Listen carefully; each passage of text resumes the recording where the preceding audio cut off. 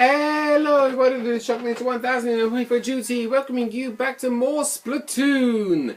Last time you saw me defeat the final boss in Octo Valley, which was DJ Octavio. And this episode, we are going to be doing something you probably wouldn't have expected me to do, even though I said it halfway through in the Let's Play. But before we do that, something I actually should have really pointed out is that after grabbing the Sunken Scroll against DJ Octavio, we've got more blueprints to give to Sheldon, which he's going to give to us. And you'll probably notice that my character's wearing different shoes this time. She was wearing like a light cyan blue trainers. Now she's wearing pink. Well, because I bought them in the shop recently. But the blueprints that we traded off to Sheldon, obviously we have to be a certain level, and we are not that certain level yet. I will actually go over what those blueprints are now. Let's see. Weapon blueprints.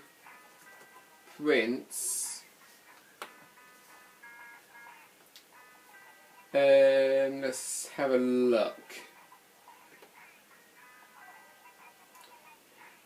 Yeah, I know. I'm not really the whole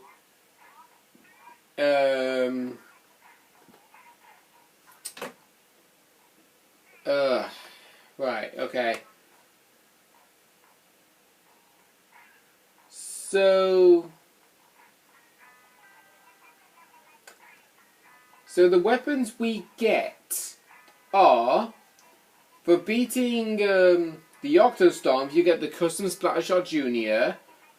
For beating the Octo Nozzle, you get the Kelp Splat Charger. For defeating the Octo Whirl, you'll get the Aerospray MG, Aerospray RG, and Aerospray PG, as far as is what it says. The Ravenous Octomore, you get the new Swiffer in your possession. And finally, after beating the Octobot King, you get Dynamo Roller, Gold Dynamo Roller, and Temper Dynamo Roller, I think. I do apologise about this. It's not really, you know, best described. Ay, ay, ay. Yeah. You know what? I'm going along with what I say. Okay, so yeah, we're not able to show the weapon because we are basically under level. So, I'm not sure if I actually mentioned this already, but when Splatoon was like a brand new game, we often got introduced to something called Splatfest, which happened, I believe, a certain weekend around here. But it doesn't happen anymore in here, and I'm not too sure if it's stopped now in Splatoon 2, because I haven't received any notifications on Splatnet for Splatoon 2 of any Splatfest currently happening. So I have no idea. But anyway, we've been avoiding this, what we're going to be doing, so we're going to be showing it to you. We are doing the Amiibo challenges in Octo Valley. Now, I actually did introduce a poll of who you wanted to see first between Inkling Girl, Inkling Boy, or the Squid. Once again, we haven't had as many votes as I was anticipating, because I was hoping to get like over 10, if not more. We only had a total of 4. But one of those 4 votes I actually made myself, so it technically doesn't count, meaning it's only 3.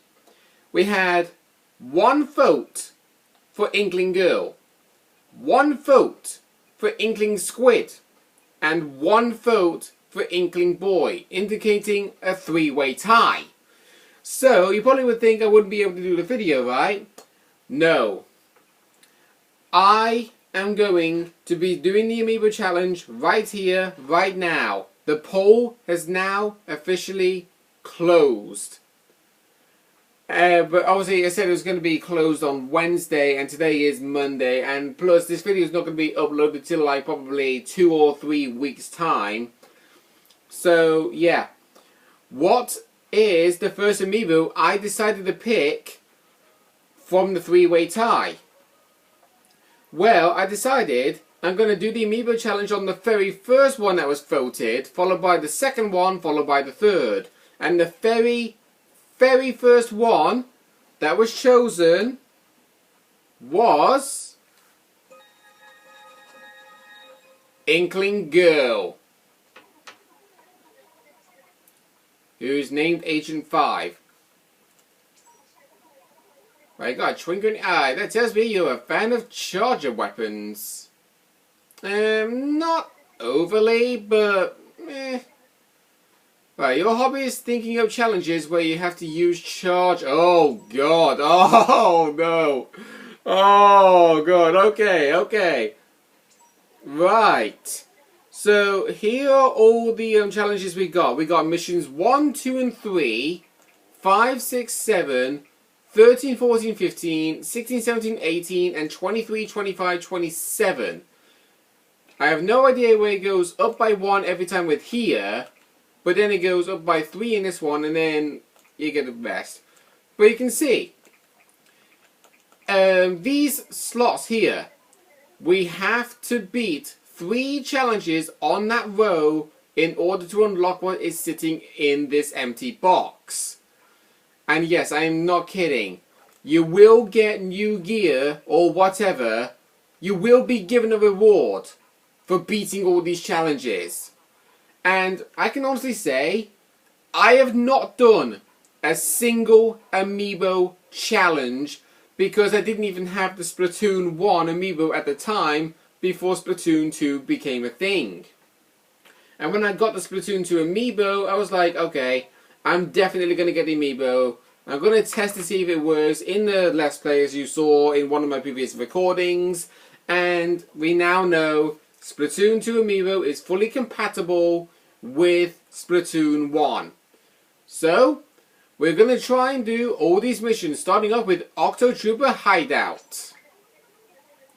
And reward for beating these challenges are often different. So you see we've got 600 for 1, 700 for 2, 800 for 3, and so on. So, let's go.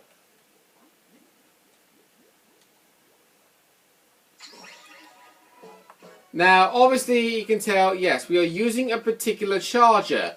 This charger, you actually don't buy. I'm not sure if you're able to buy it in the in Sheldon's shop, but yeah. So we don't actually need to like mention exactly what you need to do here because you know exactly how the story mode happens. You just got to be extra careful when using chargers because they take a long time to charge, and an enemy probably be more likely to see you coming way before you get a chance to fire your shot. So yeah, and also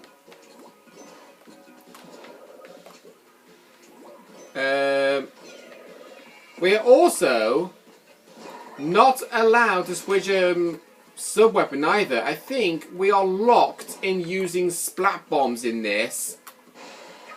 Unless it's just focused on when exactly we manage to unlock certain stuff. Because we didn't actually unlock burst bombs and the seeker bombs until we actually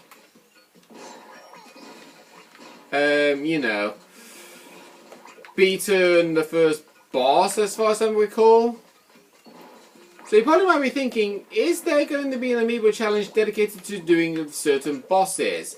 That I honestly have no idea because we didn't see a single boss level under the amiibo Inkling Girl challenge. So we're just going to assume every single level is listed, but we just don't know what is in store for us. considering that every single challenge is mainly dedicated towards the charger for the Inkling Girl. So yeah, it's kind of hard to tell what is coming and how exactly to adapt from it. If you kind of get my drift.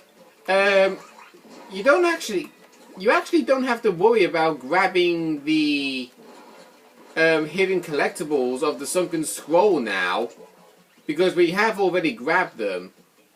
But I am going to go to the Sunken Scroll location anyway to see exactly what happens if you do indeed go up there. It replaces it with fish eggs. Okay. Now I don't know if these fish eggs actually carry on in the Octo challenge or not. I'm wanting to say it does, because I did see Chuck and Conroy do an Amiibo challenge on some of the Octo missions. But I honestly don't remember what missions they were. I don't remember. I think he did one on the Squid, one on the Inkling Girl, and one on the Inkling Boy. That's all I can think of. So, yeah. You will be seeing all the challenges, even though it's going to be a little bit repetitive, because it's going to be doing the exact same thing, but with different weapons. So, yeah. But then again, it might not be different weapons for all three. I mean, all we know is the charger is for Inkling Girl. And there is actually one thing I can honestly ask. I know some of you lot at home probably might have already done the Amiibo challenge in Splatoon 1. If you have, please don't tell me what happened in the Amiibo challenge, because I want it to be a surprise for me. Because like I said at the very start, I have not beaten a single Amiibo challenge. So it's all completely blind to me. And I want it to stay blind.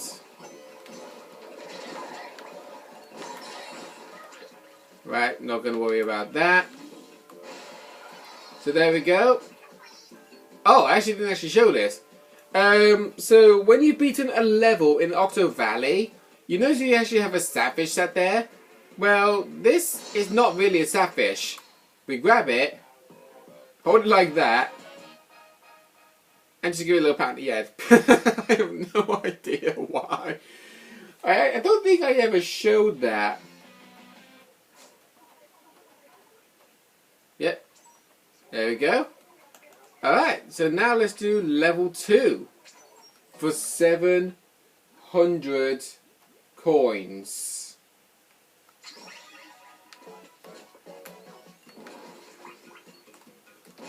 Right, gotta return it, does it? Oh, you can actually just shoot those guys. I actually thought you had to wait for them to come towards you and then explode. I actually didn't know that. And I'm not saying it's probably mainly dedicated towards the charger, because I think all weapons can technically kill these guys. Yeah.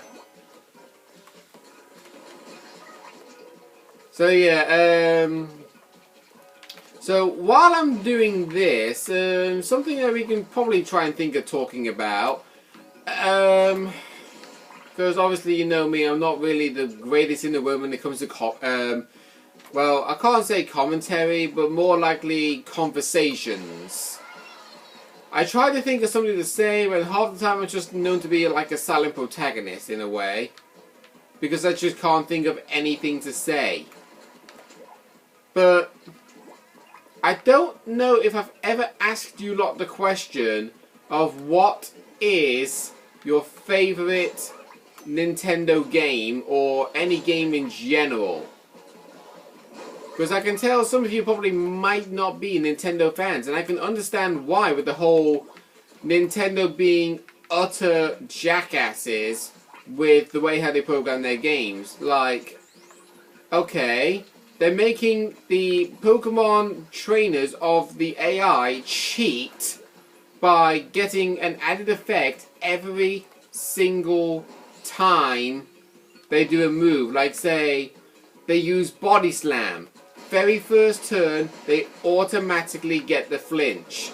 And then second turn, same thing. Third turn, same thing. Fourth turn, same thing. Well, actually, no, sorry, hang on. I'm saying Body Slam gets the flinch. No, I'm wrong. I'm paralysis. Body Slam has a chance of paralysis. I'm thinking Headbutt. So yeah, it's like they use Headbutt and they get a successful flinch 4 turns in a row and then just kill you scot-free. But when it comes to us, when we try to do the move, we don't even get a flinch 1 time. I think the only time we do get a flinch is either when our Pokemon is about to faint or when it's completely and utterly irrelevant. Like, the Pokemon is about to die anyway, being our opposing Pokemon. Right, let's just paint this wall, climb up here. Actually, another thing I find to be completely annoying with Nintendo is the fact that they actually don't make their controllers last long.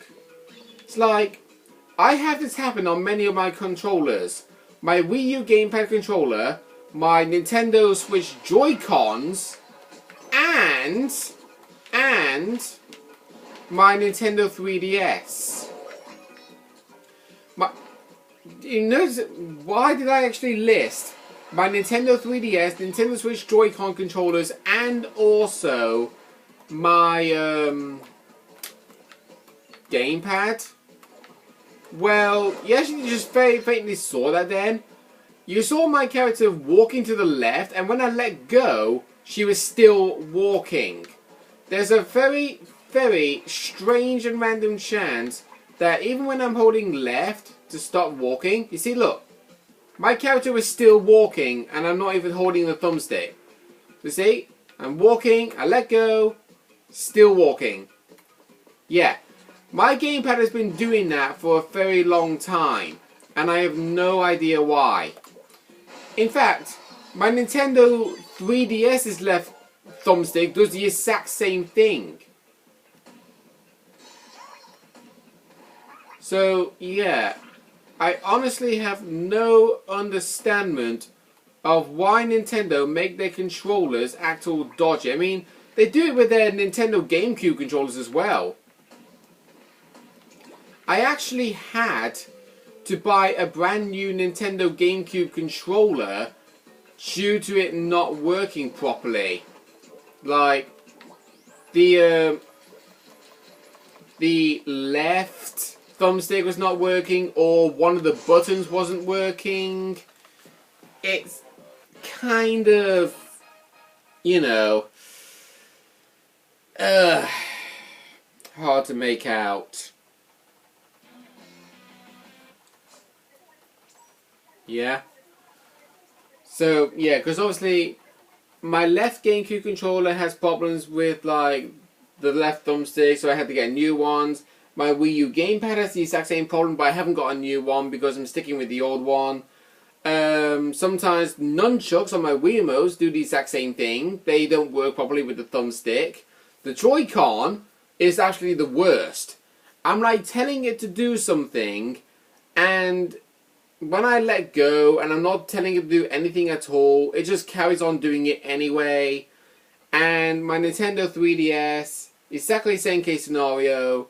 Moving the left thumbstick, I let go, my character is still running.